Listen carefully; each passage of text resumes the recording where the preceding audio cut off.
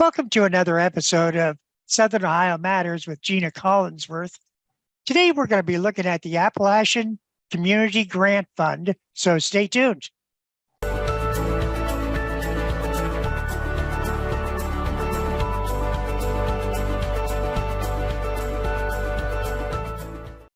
Welcome back to another episode of Southern Ohio Matters with Gina Collinsworth. Gina Collinsworth is a public information coordinator with the Ohio Valley Regional Development Commission. And today we're going to be looking at a variety of different individuals that are involved with the Appalachian Community Grant Project. Gina, it's always a pleasure talking with you. Good morning and good evening and good afternoon, Patrick, wherever you are and whatever time it is. I've noticed that people look at your video at any time of the day. So that's very appropriate.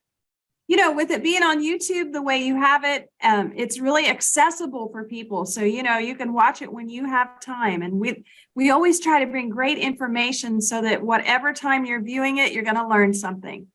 Past episodes, you brought on a lot of great people. You know, the organization that you work with, the Ohio Valley Regional Development Commission, has been instrumental in providing a number of different projects for all different counties in Southern Ohio. And today you have some special guests. Yes, Patrick, we are very happy to have with us the Executive Director of the Ohio Valley Regional Development Commission, John Hemmings. Good morning, John. How are you? Good morning, Gina. I'm well. I'm very happy to also have a couple of the other people I work with in the office. Our office is in Waverly, Ohio, and we've been here a lot longer than I've been there. And John, you can talk a little bit about how long you've been working with the Ohio Valley Regional Development Commission. I've started here in 1991, so I have got 32 years of time in, and they keep adding up. Has it been a good 32 years? Yes, it has. I mean, any job you have ups and downs, but I wouldn't have stayed this long if I didn't enjoy. A lot of it has to do with what we do, the success we are able to help with communities, organizations, and getting grants and fulfilling some of the things that they want to do locally to make their communities better, organizations better, and provides the meaningful services to the folks here in Southern Ohio. It is a fantastic organization. It has such a mission and everybody really works hard here. I can attest to that. But John, in all the years you've worked here, have you ever seen a program like the Appalachian Community Grant Program, which is the $500 million that the DeWine administration has designated for Appalachian Ohio, which are the 32 counties in Ohio? Let's talk about that program. Sure. No, I have never seen a program like this that we've had to work with. That doesn't mean there haven't been perhaps some programs out there that this may be the idea for this program came from them, but I've not personally worked with anything like this. The real premise of this program is so much different than programs I've seen in the past. I think our communities would agree with this, organizations as well. They're not looking at communities applying on their own and competing against one another. There's certainly going to be competition. 500 million sounds like a lot of money, but there's a lot more need than that in our region, in the Appalachian Ohio region, which includes 32 counties. So it's going to be competitive. To say it's not would be false, but I think we can take some competitors, put them together in one application, which is what the state of Ohio is looking for. They're looking for communities and organizations to partner and put in one, what we've been calling a mega application that will have many projects within it, but they're related. They're related in some form or fashion. They're going to have a theme to them. They can't just be a wild bunch of different projects put together. And we're working on that with our communities right now, as we're asking them to go get the planners. We've seen yesterday, they've kind of put, it sounded like a deadline on getting the procured planners of May 17th. So communities and organizations that want that service, the state of Ohio is providing planners for the projects as part of this. and it's on the state's dime. They're paying for those. And that makes extra points for the project if you use those procured planners. So a lot of things are in motion right now, not just that, but a lot of things are in motion, getting ready, getting our communities and organizations ready to put together a mega application of projects that will be due this December or early January of 24.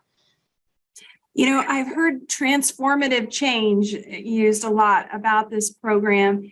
And you think about the fact that they are offering those procured planners. And I don't think I've ever really seen that very often either. So round one money, a lot of that went to the planning, and then round two will be more implementation. Is that how you were thinking it'll go? Yes, that's there was a lot of money spent on development in the first round, 50 million, which is more than there was for the planning. But the planning has been more of the focus. That 50 million went to 4 projects throughout 32 counties. And we were encouraged not to really have everyone apply for development grants the first round. They wanted us to plan. And part of that was because I think the state knows that in previous solicitations for grant money, everybody was on their own. They went after that grant money alone. Community A competed against Community B for that funding. They wanted people to plan this time instead of just going in and you said, we got a project, we're ready to go. They wanted them to plan and work out projects together that make sense with one another and create, again, kind of like I said, themes. And I think that's the whole point of the transformational. It's not every community on their own. You know, I think they want us to identify an identity for our region. What is it that we're focusing on as a theme in our region? So yeah, transformational, I mean, and that's definition probably ways different for everybody. If you have a small village, just getting a walking path in that village is transformational to that village. Will other people in neighboring communities use that and see it that way? Probably not. But I think that could be part of a bigger project that links communities that are also doing some transformational things in their areas. So a little more about the specifics, and if you would, maybe talk briefly about some of the projects that you have heard ideas out there. I know there were 3 pots of money designated. Workforce is one, downtown revitalization, and was it healthcare related for the third pot? There's workforce development, there's healthcare, and then the other, they called it infrastructure broadly, but more narrowly on infrastructure. It does not include water, sewer, road, or broadband. It's more downtown revitalization, trails, tourism, developing natural assets in the region.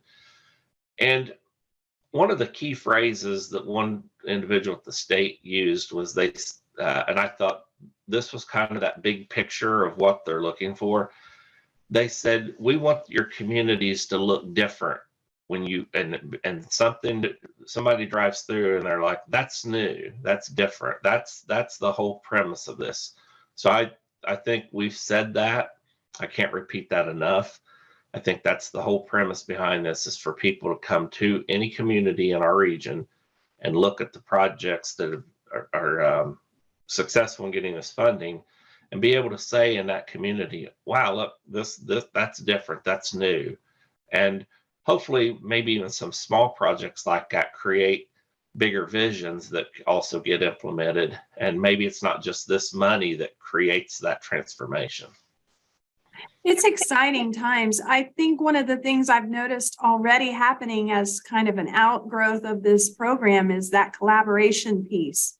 And of course, the planning. I know in our organization, we do a lot of planning documents, broadband studies and tourism studies. And then we try to share that out with the region just to help people guide, what are they going to implement. So it's really exciting to see them collaborate. And then every other week on a Friday morning, we're holding a meeting where everyone can just join in and get the latest information and talk about their projects. Yes, it's again, it's one of those times where I've heard people talk in previous grants about having partners, and a lot of times I've seen those projects where just to get the grant, you line up and have people saying they're going to be a partner on the project. The project moves forward. You know, if I've seen where we've been a called partner in the application, but the project goes on and we have no idea what's going on. And I'm sure we might be guilty of doing the same thing at times. I'm not, I can't sit here and say we have, but maybe something's escaped my mind. But this really creates the need for partners, and you're going to be working together with people. You may have your own project, but still, again, as the application goes, it needs to be several projects, and those need to be tied into one another. So I think between the procured planners, our organization, as well as our sister organizations, and the staff and consultants that we have on board, as well as the local officials and folks here working in those communities, we can come up with what that actual project looks like, or application looks like, I should say. I like that you mentioned partners, and I would just say one of the partners that we like working with and is connected to this grant is the Governor's Office of Appalachia. And John Kerry, the director there, you know, he was former mayor of Wellston and held a lot of different positions, you know, House of Representatives, I believe. And it's been really great to have him as a partner on this, and the Ohio Department of Development from our side, and then on down to the local levels. So it's really been fun to watch it evolve. And the one thing, other than all the things we've talked about, that's kind of different is there's a deadline to completion. Isn't that right, John? There's a certain date that you have to spend the money by. And that's going to be probably the most, there's a few things that people really need to look at on applying for money for the program. One, is it American Rescue Plan Act eligible? This money came to the state of Ohio through that federal bill, the ARPA money, and the projects have to be eligible for ARPA. They also have to be eligible within the framework of House Bill 377, which allocated this ARPA money for Appalachia, Ohio, the $500 million. And then last but not least, Gina, as you just said, these projects, the ARPA funding says that projects completed with this money have to be completed or finished by October 31st, 2026. So, you know, some people have great ideas. It doesn't mean they're bad ideas if they get rejected out of all of this. It might just be that they're bigger, take longer, whatever, that we can't get that project done by that date. And, you know, we certainly want to encourage those people to keep those ideas alive, and let's see if we can help them with some other funding. I think one of the things I try to point out to people too is this is not the only funding that ever came to Appalachia, Ohio. There's been ARC, EDA, CDBG. State of Ohio has put money in for many things in prior years to this, into Appalachia, Ohio. There will be continuation of funding like that beyond this, but this is a once in a lifetime chance or opportunity to make a difference in our region. So we need to be strategic, thoughtful about where we spend the money. And we're going to have, I think we'll have some great projects that come out of this.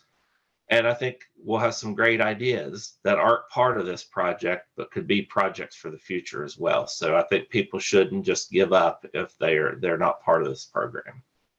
John, thank you so much for mentioning that. And you're a perfect segue into the next guest on the show. Thanks for taking time out today to talk about Appalachian Community Grant Program.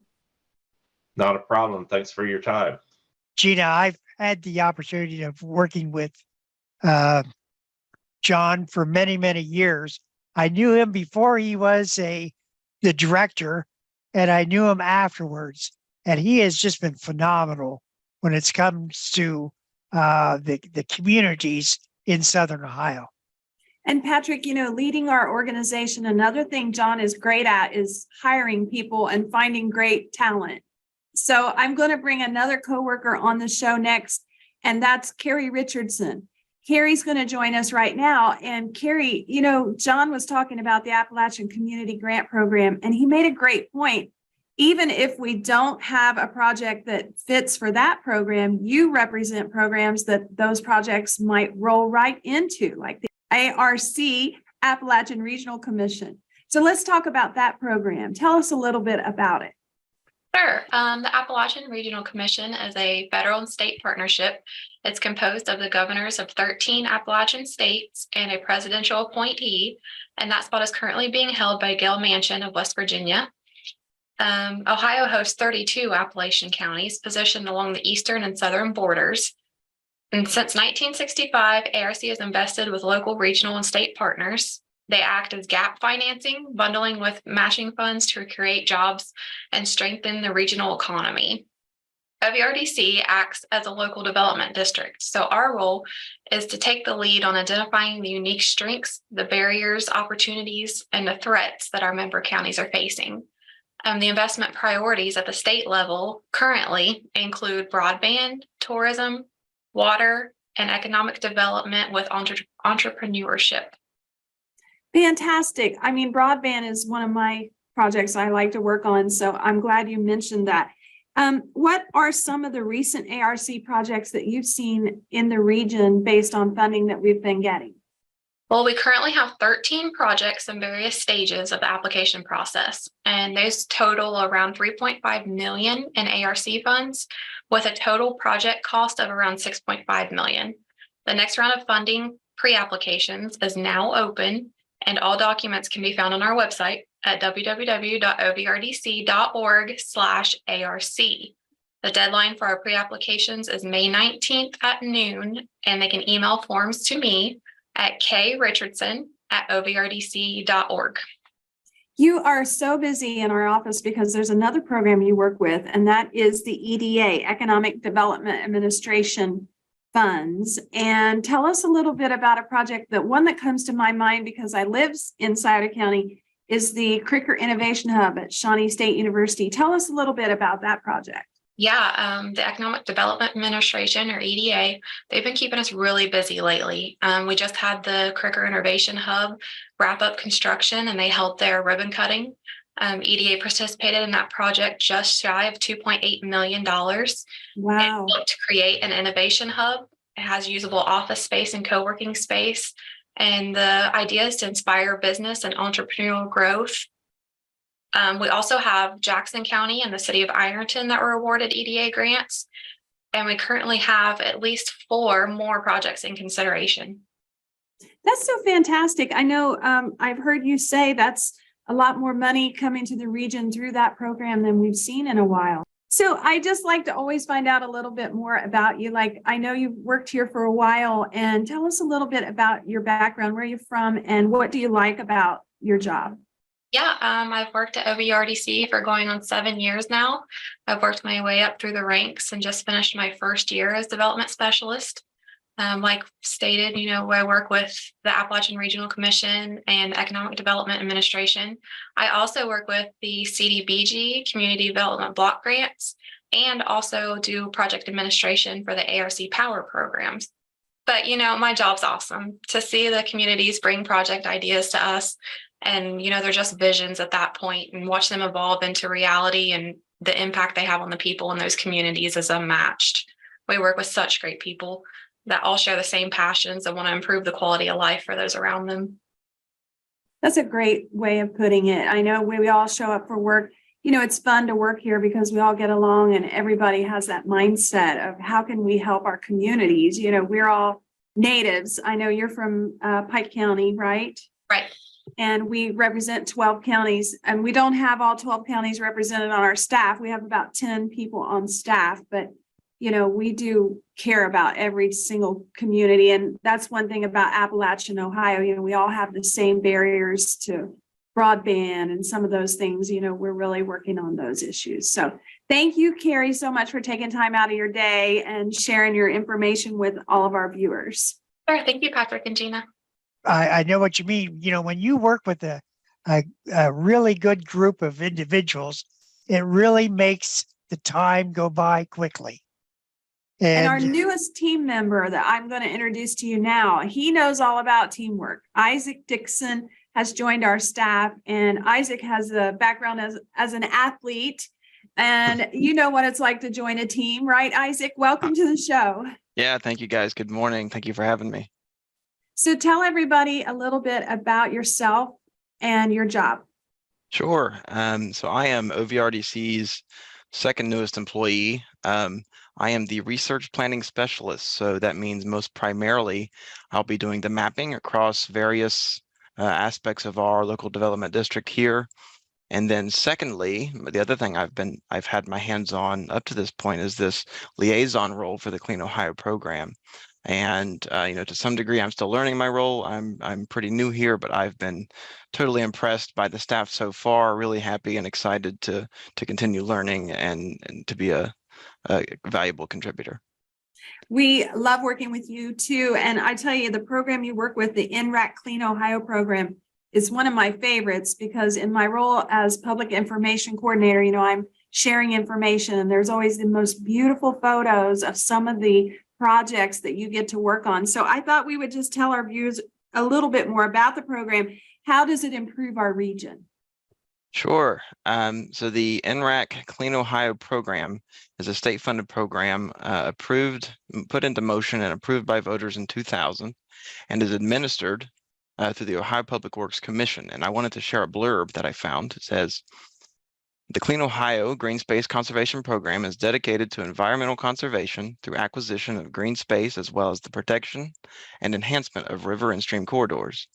This competitive grant program assists local communities as well as environmental and watershed-related nonprofit organizations with funding for the preservation of open spaces, sensitive ecological areas, and riparian corridors. And so to answer your question, it improves our region by protecting the native areas and habitats, ridding them of any invasive species that may have grown up for one reason or another. And it also cultivates accessibility to the public through things like trails, trailheads, and parking lots. So we don't want to just acquire properties and then just have them sitting somewhere where nobody can access them. This also makes these properties accessible to the public. That's a great point. The fact that the public will get to share in that. And also, you mentioned we, and I know what you mean by that. There's a whole board that helps you in this program. In fact, OVRDC doesn't choose projects. The board actually awards the projects. Talk a little bit about the makeup of your board. So our board consists of 11 members potentially. Our responsibility is to, first of all, go and visit these sites. So we take in the applications, we go and visit these places physically so that we don't just have it on paper, we have it in person. Then we hear the applicants come in and give their presentations and make the case for why they should be funded. And finally, the council also scores them and decides whether these things are going to be funded or not, subject to the Ohio Public Works Commission as well. So I feel like you have maybe one or two openings that are up for the board, or you've had some recent additions. What would make a good board member? What kind of background are you looking for? And so the 5 categories that the Clean Ohio program is looking for include a county, municipal corporation, township, so local government, conservation organization, a city park system, a statewide organization like the EPA or the Department of Agriculture, or someone who's just in local business doing realty or something else. So somebody who meets one of those 5 categories, if not more, would be a valuable contributor to the council. And we do have 1 vacancy left as of now. And what's the deadline for them? I know the information's on the website, our ovrdc.org website under the NRAC Clean Ohio program page. I think the deadline to submit, I believe it was May 15th, if I'm not wrong. Yeah, May 15th is a good day to send information. If you want to be appointed for this round, you can send information to me at any time, even if the council is full. I can send you information at any point. I can make you a member, but you may not be inherited in this round. But if you want to be appointed for this round, please send me your information by May 15th. Yes, that's a good date. Thank you, Isaac. What a great program, and thank you for all the information you've shared today. And I can't wait to show pictures of some of the projects you've worked on there. It's just fantastic, so beautiful. Yes. I think our region is one of the most beautiful in Ohio. Yes, it is a very neat program. I've been impressed so far by the council members, and I want to share that if anyone's watching this video and they have an opportunity to share this with a nonprofit that they're familiar with or with their local government to make sure that they're aware of the program and are submitting applications as necessary, please feel free to do so.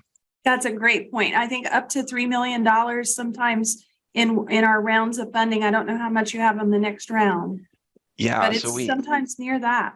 Yeah, it's in the millions, and our problem right now is that we're not getting enough applications, and so the fear is that the state will allocate less money to our region, and so we need to really be incentivizing those programs.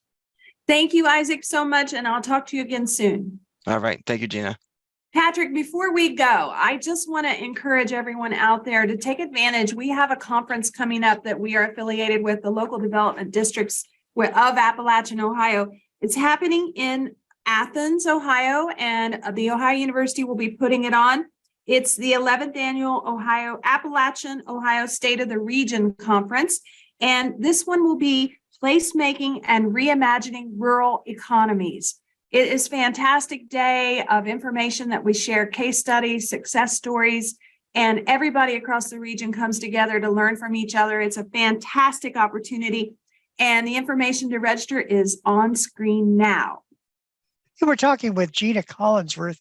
Gina Collinsworth is a public information coordinator with the Ohio Valley Regional Development Commission. Gina, great program, and thank you for all the guests you brought today. All right, we'll see you next time.